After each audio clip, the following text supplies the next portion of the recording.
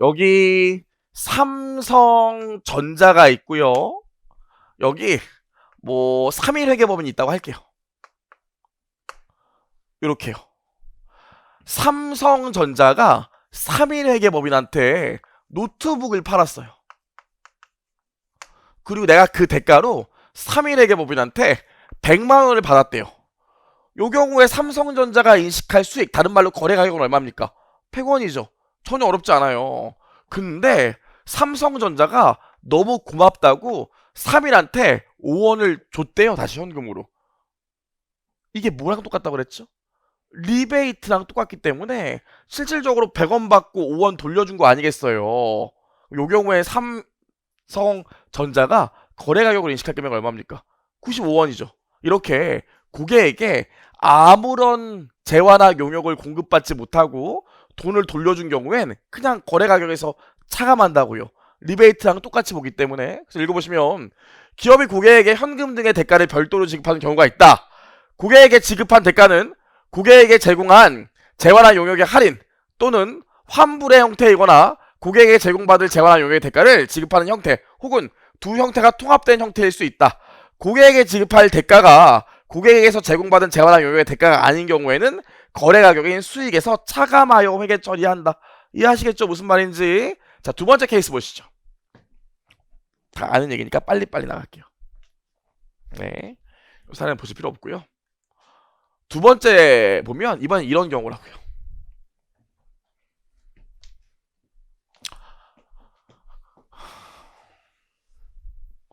두 번째 경우 보시면 이번 이런 경우죠. 이번에는 3일 회계법인이 요 거래가 있은 후에 삼성전자에 세무 조정 용역을 해줬대요.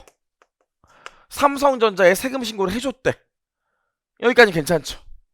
그리고 나서 삼성전자가 3일 회계법인한테 고맙다고 10억을 줬대요. 요 경우에 어떻게 처리해야 돼? 아니 별도의 거래죠. 그럼 삼성전자는 노트북 팔았으니까 세무조정 용역 못 받아요? 별도의 거래죠. 그래서 요 경우에는 원칙은 옆에도 나와있지만 그냥 별도의 거래로 보시면 돼요. 그래서 요 경우엔 요 금액을 그냥 거래 가격 수익으로 인식하면 돼. 별도의 거래니까요. 네, 좋아요. 그럼 두 번째 볼게요. 예외적으로 두 가지 사항이 있는데 요거죠. 세무조정 용역을 제공하고 삼성전자가 10억을 줬대. 근데 사실 요 세무조정 용역의 공정가치는 8억이래. 아, 이거 너무 삼성전자가 우리나라에서 무조건 갑이라 이게 좀 그렇긴 한데 세무조정 용역의 공정가치가 8억이래. 왜 2억이나 더 줬을까? 이거 사준 게 너무 고마워서요. 이거 사준 게 너무 고마워서 공정가치보다 돈을 좀 더 줬다고요. 이해할 수 있겠죠? 이건 뭐랑 똑같아?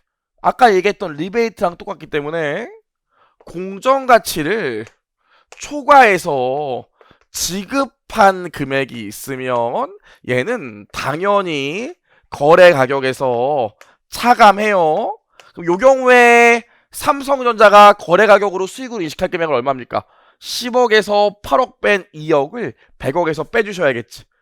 이만큼은 너무 고마워서 내가 돈을 돌려준 거나 마찬가지라고, 리베이트 준 거나 마찬가지라고요. 따라오시겠죠? 좋아요. 자, 마지막 예외사항 마지막이요. 만약에 공정가치를 측정할 수가 없대. 요거 세무조정 용역이 아니라 3일에게 법인 회장님 아내분 그림을 사줬대. 그림을 아무 가치가 없죠. 한 얘기예요. 아무 가치가 없죠. 사줬다고. 왜? 이게 너무 고마워서요. 그래서 고객에게 제공받은 재화나 용역에 공정가치를 산정할 수 없다면 그 경우에는 전액을 거래 가격에서 차감합니다. 이해하시겠죠? 무슨 말인지? 읽어보시면 재화나 용역의 공정가치를 초과하는 경우에는 고객한테 재화나 용역을 제공받고 대가를 지급한 경우에 그 대가가 재화나 용역의 공정가치를 초과하는 경우에는 초과액은 거래 가격에서 차감해. 왜? 리베이트랑 똑같으니까.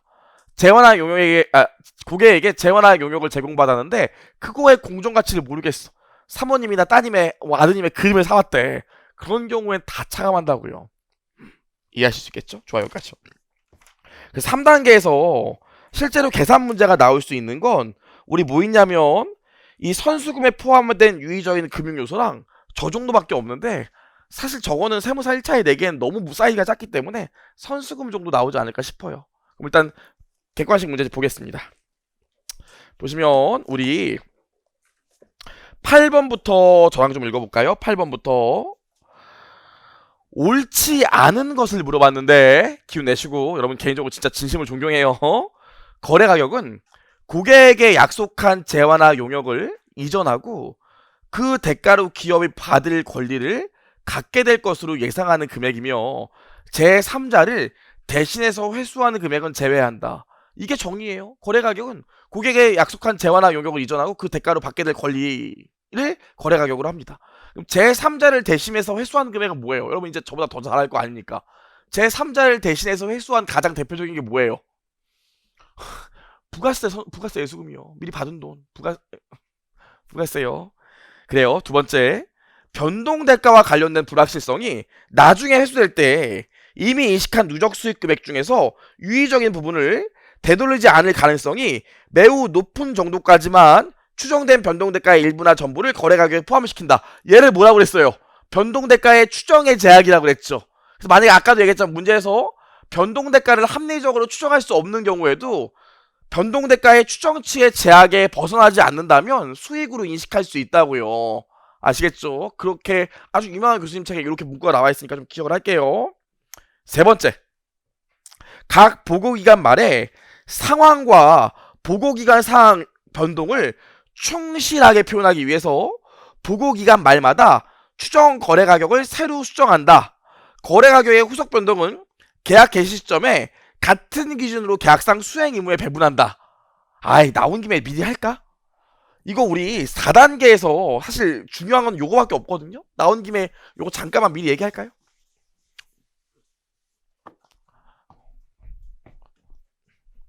내 건 어디였지? 좋아요. 자, 보시면 여러분 보세요. 날 좀 봐요. 그쵸? 저 좀 봐요. 제가 하도 여러분한테 나 좀 봐요 막 이래갖고 집에 가도 애기들한테 나 좀 봐요 그러거든요. 안 보죠. 왜 안 볼까? 자, 여기가 계약 개시 시점이에요. 기운 좀 내시고, 우리 이제 3시간만 있으면 그 집에 가잖아요. 계약 개시 시점이요. 3시간도 아니네. 이제 2시간 반도 안 남았네. 개시 시점이라고 하면 요때 거래 가격이 100이었대요. 근데 요 거래 안에 수행의무 A가 있었고 수행의무 B가 있었다고요. 따라오시죠? 우리 그래도 수익을 객관식 아니지만 예전에 기본종합반에서 한번 배웠으니까 4단계 거래 가격의 배분으로 가면 요 거래 가격을 계약 내의 수행 의무에 따라 배분하죠. 배분할 때 어떤 금액을 기준으로 배분합니까? 그쵸? 따로따로 팔았을 때의 가격인 개별 판매 가격을 기준으로 배분하잖아요. 근데 계약 개시 시점의 개별 판매 가격이 요거 60원이고 요거 60원이었대요. 개시 시점을 기준으로. 따라오시죠? 여기까지. 요 상태에서 아직 수행 의무를 이행하지도 않았는데 중간에 거래 가격이 150원으로 바뀌었대요. 타임. 거래 가격의 변동은 우리가 반영한다고 안 한다고요? 반영한다고 그랬죠. 그럼 이제 거래 가격이 바뀌었으니까 바뀐 거래 가격 150원을 수행 의무 A와 B에 배분해 줘야 될 거 아닙니까? 이때 배분해 줄 때 거래 가격이 변동됐을 당시에 개별 A의 판매 가격이 70으로 바뀌고요. 수행 의무 B의 개별 판매 가격이 30으로 바뀌었대요. 그럼 우리가 요 150원을 개시 시점의 개별 판매 가격인 60으로 배분할까요? 아니면 변동 시점의 개별 판매 가격인 30으로 배분할까요? 당연히 계약 개시 시점을 기준으로 배분한다고요. 그래서 추후에 거래 가격이 변동하더라도 계약 개시 시점과 같은 기준으로 배분한다는 말은 계약 개시 시점에 개별 판매 가격을 기준으로 배분해야지 거래 가격이 변동했다고 해서 변경된 시점의 개별 판매 가격을 기준으로 배분하는 게 아니라고요. 그래서 거래 가격의 변동은 반영하지만 개별 수행 의무들의 개별 판매 가격의 변동은 반영한다 안 한다? 안 한다고요. 따라오시겠죠? 그게 요 말 뜻이에요. 읽어보시죠. 각 보고기간 말과 사항이 변동했을 때 거래 가격은 새로 수정하는 게 맞지만 거래 가격의 후속 변동은 계약 개시 시점과 같은 기준으로 계약상 수행임에 배분한다. 맞는 소린 거 이해 가시겠죠? 오케이. 4번.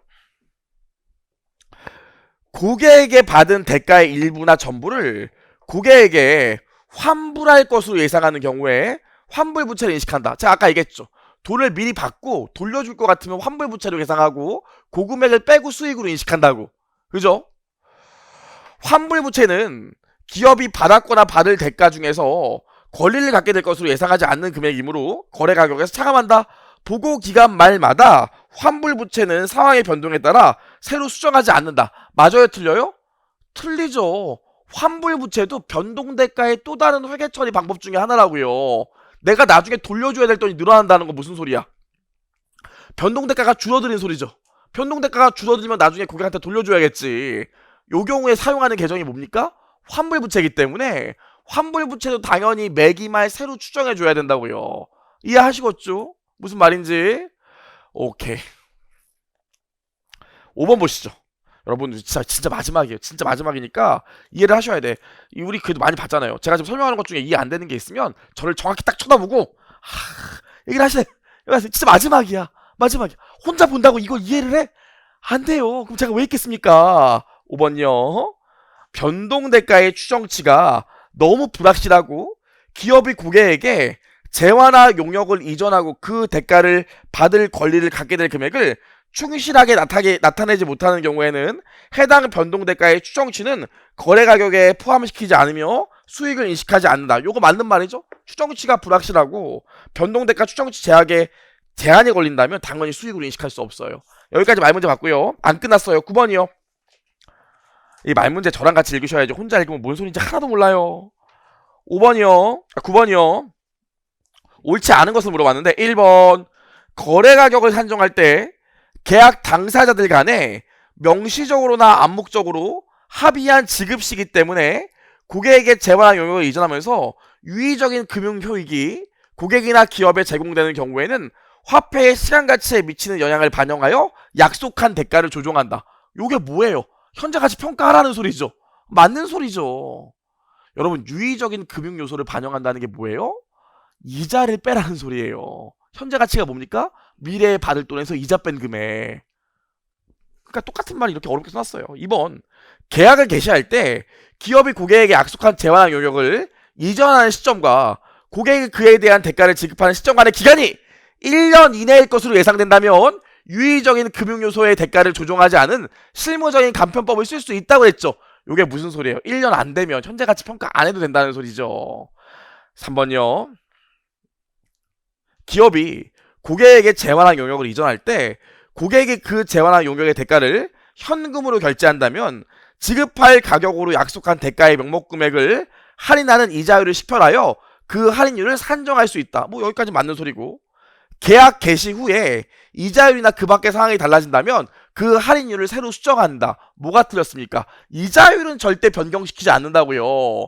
저희 이 고객과의 계약에서 생기는 수익인식 기준서에서 거래가격, 변동대가, 환불부채를 빼고는 바뀌는 게 없어요. 개시 시점 이후에. 오케이. 4번은 여러분 한번 읽어보시고 교환 얘기니까 5번. 고객에게 지급할 대가가 고객에게 제공받을 재화나 용역의 대가가 아닌 경우에는 거래가격의 수익에서 차감한다. 아까 얘기했죠. 리베이트. 아무것도 안 받았는데 돈 돌려주면 내가 인식할 수익에서 당연히 차감해야겠죠. 따라오시겠죠? 좋아, 여기까지 봤고요.